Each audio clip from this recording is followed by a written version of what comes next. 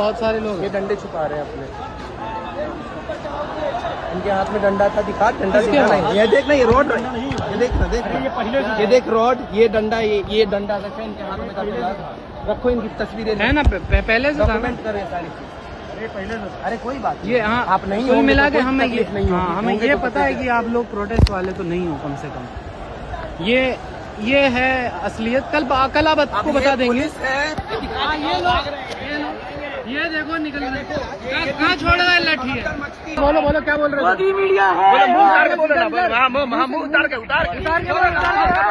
आज प्रोटेस्ट के दौरान ये गुंडे मिले हैं, हमने वहां पर पॉइंट किया उनको, तो उन्होंने बड़े शातिर तरीके से अपना दिमाग लगाते हुए हमको गोदी मीडिया कह के फंसाने की कोशिश की कि पब्लिक घेरेगी और उनको रोकेगी।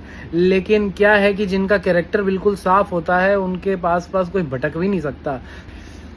This is not what government do. ना ना ना।